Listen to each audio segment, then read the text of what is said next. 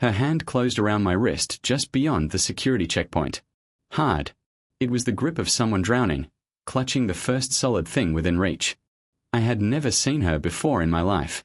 She had dark eyes, a wedding guest dress, and a crumpled boarding pass in her other hand. Behind her, the arrivals board changed the status of a flight to landed.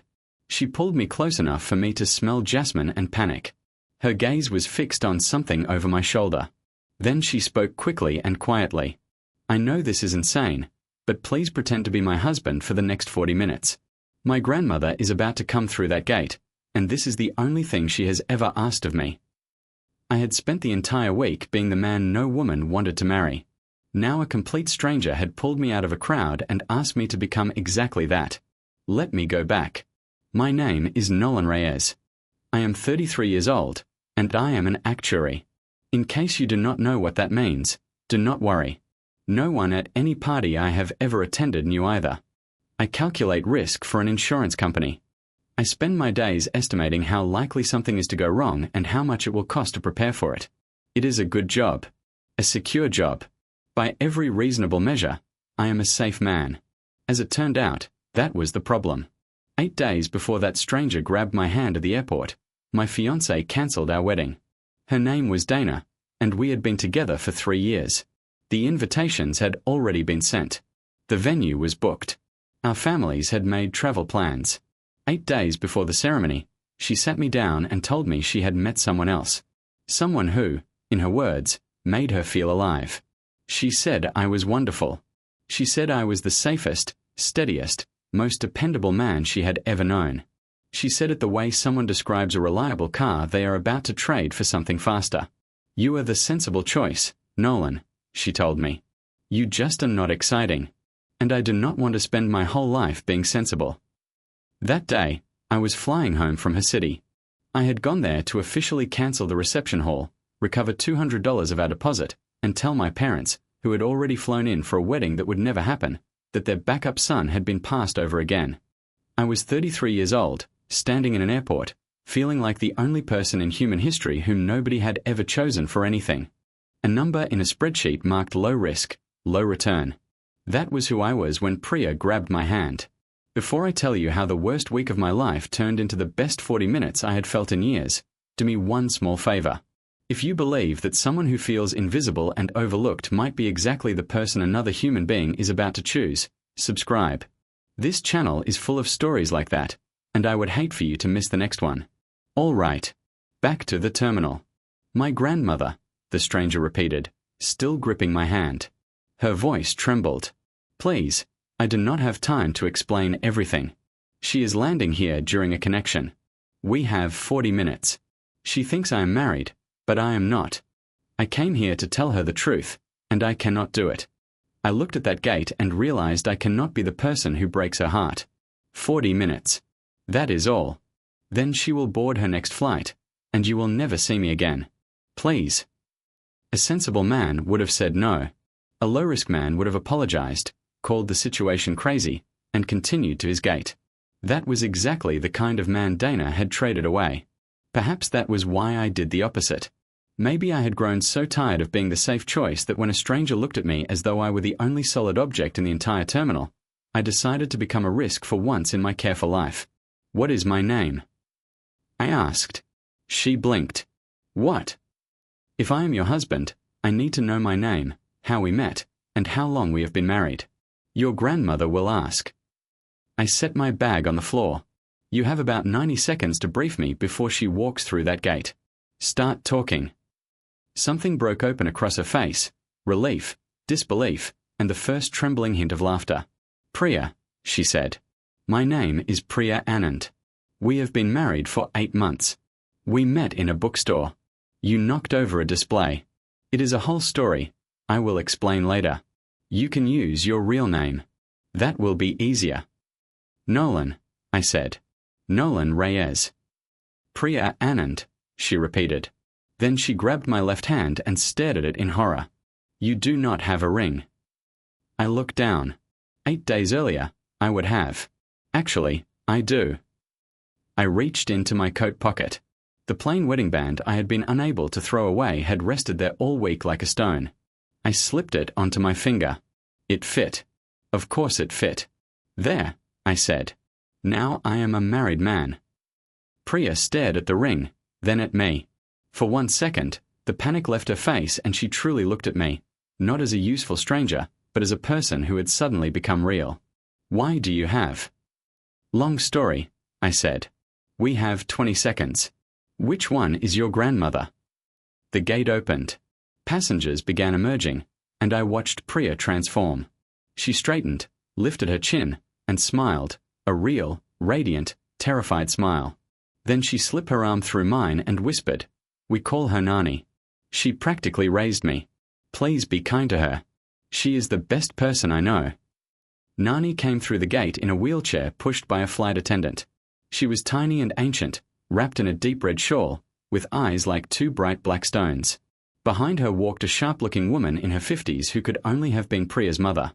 The moment Nani saw Priya, her entire face opened like sunlight. Priya! Priya, Beta! Then her eyes moved past her granddaughter and settled on me. She pressed her palms together. And this is him? This is my Nolan. She spoke my name as though she had been saving it, as though she already loved a man she had never met. I did the only thing that felt right. I stepped forward, crouched beside her wheelchair, took her small, paper-thin hand in mine, and said, "Nani, it is so good to finally meet you. Priya talks about you more than anything else." Technically, that was true. Priya had spoken about Nani non-stop for the last 90 seconds. Nani's eyes filled with tears. She lifted one hand and placed it against my cheek. The hand of a stranger, warm and weightless as paper. She looked at me in a way no one had looked at me for a very long time. Perhaps no one ever had. As though I were a gift. As though I had been chosen. Something cracked open in my chest where Dana's words had been sitting for 8 days. "He is handsome," Nani announced loudly enough for half the terminal to hear. "And he is kind. I can see it. Kindness cannot be faked. I have lived for 84 years. I know." She turned toward Priya's mother. "Meena, did I not tell you? Did I not say she would find a good man?" Meena did not smile. She studied me the way I studied risk reports, carefully, suspiciously, searching for the hidden flaw. In that moment, I understood that Nani was the heart of this whole arrangement, but Meena was the wall. If this lie was going to survive 40 minutes, I would have to get past Meena Anand.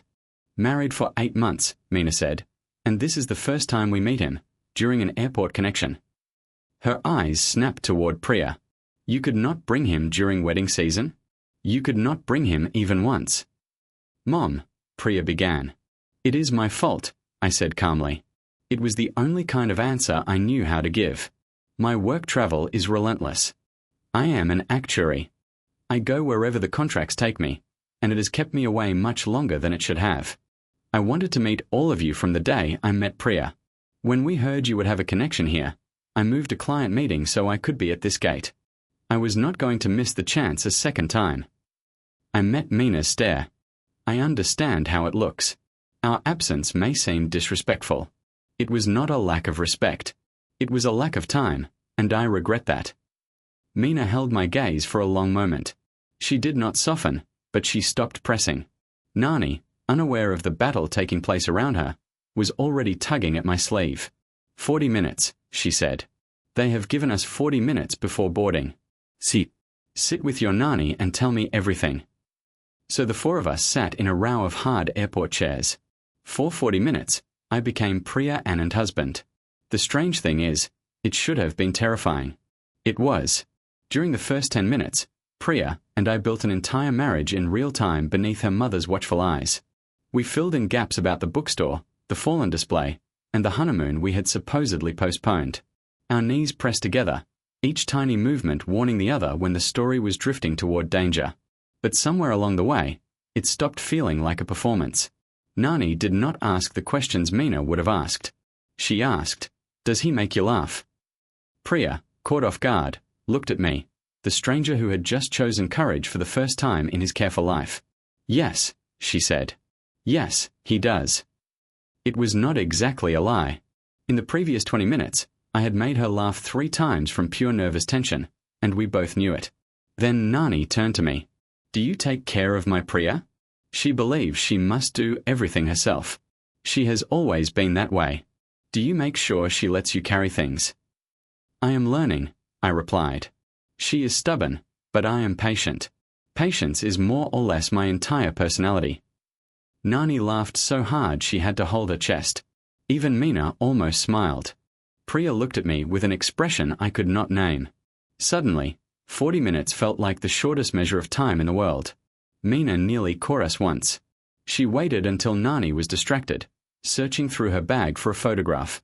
Then Mina leaned closer and asked, casually as a knife, Nolan, which hotel did you stay in on your wedding night? Priya has told the story a dozen times, but I have forgotten the name. It was a test, cold and precise. Priya and I had never invented that detail. A trap with no safe answer. I felt Priya go rigid beside me. Honestly, I said, allowing myself an embarrassed smile, I could not tell you the name even if my life depended on it. Priya still teases me about that night because I booked the wrong hotel. I realized it an hour before check-in and spent the next 60 minutes frantically fixing everything while she pretended not to notice me panicking. I glanced at Priya. So whatever version she told you, believe hers. Mine is only the story of a man who almost ruined his own wedding night with a reservation mistake. He will never be allowed to forget it, Priya said, squeezing my hand hard enough to leave a bruise. Never. Mina studied me for another moment. Something shifted. Not trust, not yet, but the reluctant respect of one cautious person recognizing another. At least you admit your mistakes, she said. Most men your age do not. She leaned back. It was not approval, but it was a truce. A truce was enough for the time we had left. Then, with perhaps 10 minutes remaining, Nani did something that turned the entire day upside down. She reached beneath her red shawl and removed something from her wrist. A gold bracelet. It was thin and worn smooth, an object that had lived against human skin for half a century. She took Priya's hand and fastened the bracelet around her wrist. Tears were streaming down Nani's face. It belonged to my mother, she said. Then it became mine on the day I married your grandfather. I wore it for 51 years. I have carried it across the world in my bag on every journey because I wanted to give it to you with my own hands. She closed Priya's fingers around the bracelet. I wanted to give it to you on the day I finally saw you safe and loved. Not through the mail. Not through someone else. From my own hands. Now I have done it. Now I can rest peacefully. My Priya is loved. Priya went completely pale. It was one thing to invent a husband. It was another to accept a 51-year-old family heirloom, the most precious thing her grandmother owned, as a blessing for a marriage that did not exist. I watched the full weight of the lie fall onto her at once. She opened her mouth. I saw the instant she decided to confess everything, to destroy the illusion 10 minutes before Nani boarded her next flight. I could not let her do that to herself or to the old woman crying in front of us. I placed my hand over Priya's and Nani's. Nani, I said softly, this is the most beautiful gift anyone has ever given her. We will take care of it. I promise. We will take care of all of this. I meant the last part more deeply than I had any right to. The boarding announcement began. Our 40 minutes were over. Nani hugged me, truly hugged me. This stranger, this tiny elderly woman, took my face in both hands and said, You are a good man. I knew the moment I saw you. Take care of my girl. Then the flight attendant wheeled her toward the gate. Mina followed, giving me one final unreadable look over her shoulder. Priya and I stood in the terminal and watched them disappear. Priya was shaking. I have to return it, she whispered, staring at the bracelet on her wrist. I have to run after her, give it back, and tell her the truth. Nolan, I stole 51 years from my grandmother's wrist with a lie. What have I done? What did we just do? You did not steal anything, I said. You gave an 84-year-old woman 40 happy minutes. She boarded that plane lighter than she had been in years. It is still a lie. It is kindness wearing the clothes of a lie. I looked at her. I have had an entire week of truth. The truth is that I am a man no one chooses. The truth is that my fiancé replaced me 8 days ago. The truth is that I came here to tell my parents there would be no wedding. That is the truth, and it has been the worst week of my life. Then I glanced toward the gate where Nani had disappeared. And then a stranger grabbed my hand and chose me to be her husband. For 40 minutes, An old woman looked at me as if I had value. That is the best I have felt in a very long time. So do not tell me kindness is a crime. Some lies are simply love waiting for the facts to catch up. Priya stared at me. Your fiancé left you 8 days ago. For someone more exciting, I said. I am an actuary. The list of possible reasons was never going to be long. Priya Anand, overwhelmed by guilt, still holding her grandmother's bracelet, began laughing and crying at the same time. You are the least boring man I have ever met, she said. You just pretended to be a stranger's husband to protect her grandmother's heart. Who does that? A low-risk man taking the only risk he had left. We exchanged numbers in the terminal so we could figure out what to do about the bracelet. That was what we told each other. It was only because of the bracelet. It was never only because of the bracelet. She called that night, supposedly because she was worried about Nani. I answered, and we spoke for 3 hours. She called the next evening, again because of the bracelet. We spoke for 4 hours. Within 2 weeks, the bracelet had become an excuse, and we both knew it. A month later, I drove to her city. It turned out she lived only 2 hours away. We sat in a coffee shop and finally talked without a countdown ticking above us. The more I learned about Priya Anand, the more I understood why she had grabbed a stranger instead of telling her grandmother the truth. Priya had spent her life being treated as the family disappointment for one reason. She was not married. Her younger sister had married at 24. Every cousin seemed settled. Priya, brilliant, funny, and running her own small design studio, was still single at 30.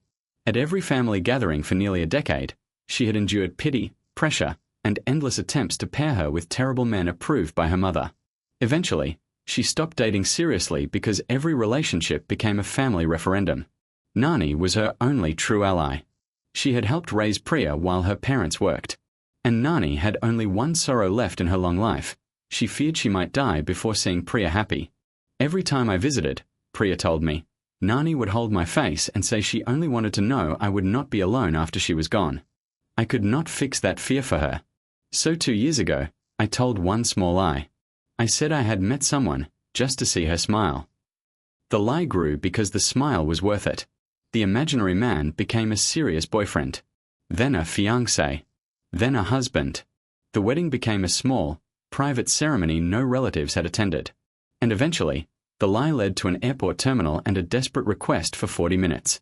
You lied to your grandmother for 2 years, I said, so she could die believing you would not be alone. I know how it sounds. It sounds like one of the greatest acts of love I have ever heard. She looked at me.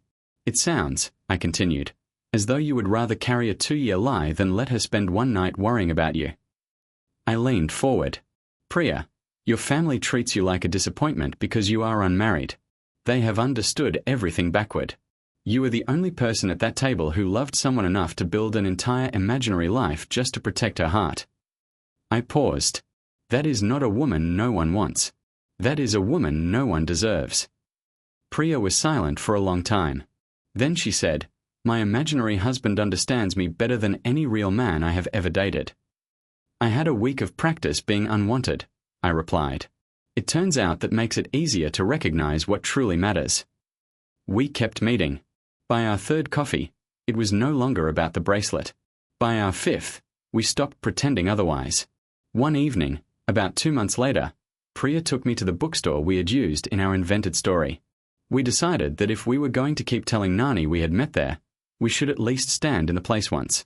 We found the display I had supposedly knocked over. Then, in the poetry section, Priya turned to me. Can I ask you something? And will you promise not to give me the calm, sensible answer you think I need? I will try, I said. Calm and sensible are my default settings. Are we doing this because it is real, she asked, or because we became tangled in a lie and we are both too kind to walk away?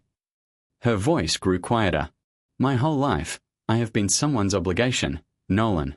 A daughter who needed to be married off. A problem that needed to be solved. I cannot become your obligation too. I would rather be nothing to you than become something you feel responsible for finishing.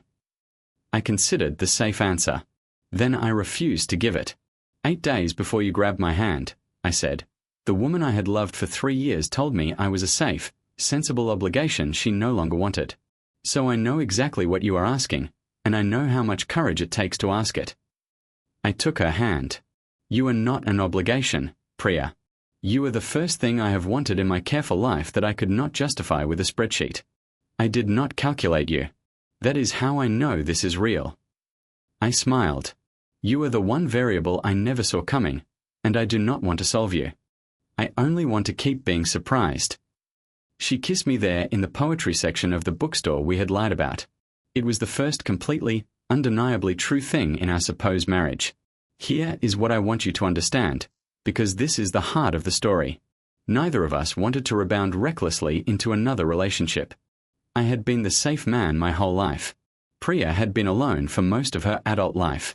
We both understood the cost of reaching for the wrong person at the wrong time. So we moved slowly. We were honest. The only two people in the world who knew the marriage was false carefully began building a real one, from the ground up, on top of the strangest foundation any couple could have. A bracelet. A lie. And 40 minutes of borrowed courage. The bracelet remained on Priya's wrist through all of it. She could not return it without confessing, and she could not confess without risking Nani's heart. So it stayed. A real blessing waiting for us to make it true. 4 months after the airport, we decided we had made enough of the story real to face the part that was still false. We flew together to Nani's home to tell her everything. Priya could not bear to keep 51 years of her grandmother's love under false pretenses for another day, even if the truth broke both their hearts. I held her hand through the entire flight. She shook through the descent. We sat in front of Nani.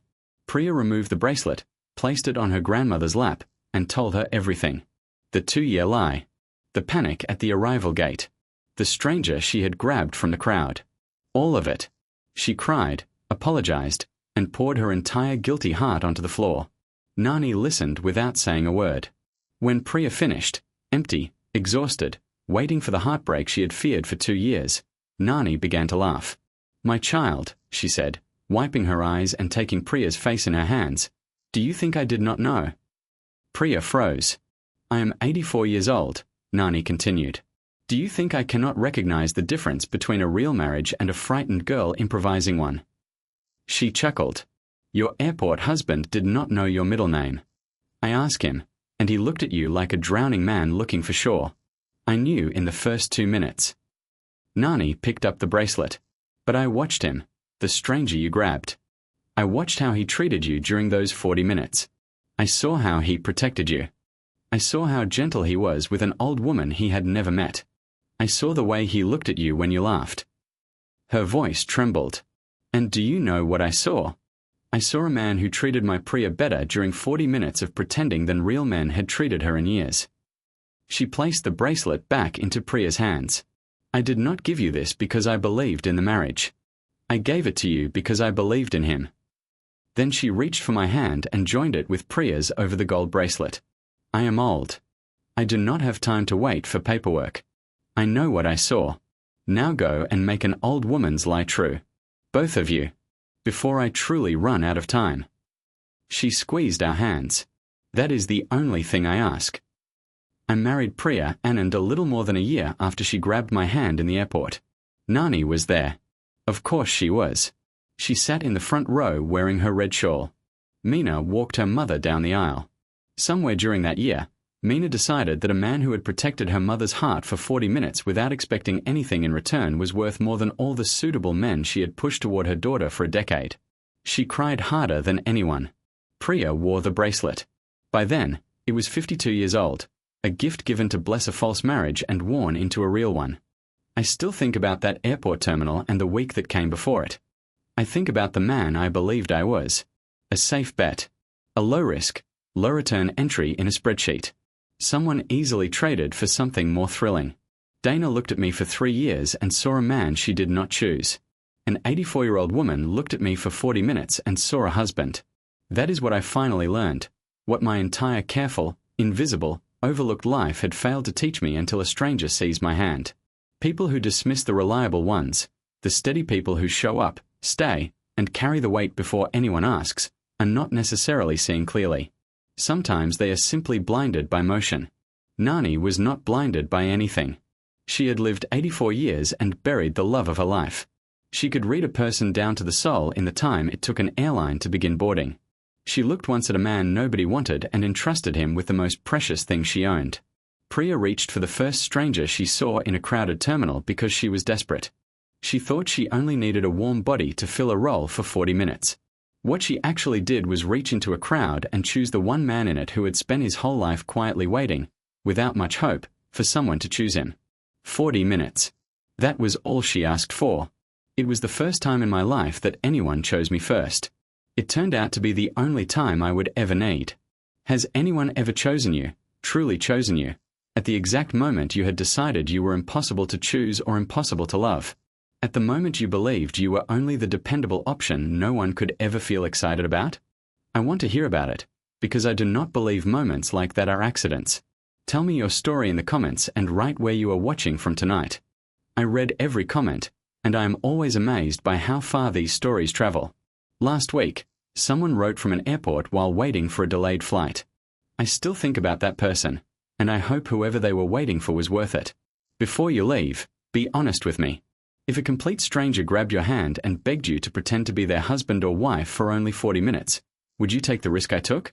Or would you apologize and walk toward your gate, never knowing what you had missed? There is no wrong answer. There is only the answer you would have to live with. If this story touched you, please press the like button so it can reach the next person who needs it. Subscribe and turn on notifications, because every week I share another story about the kind of love that reaches for your hand after you have stopped believing anyone ever will. Safe travels. I am glad you are here.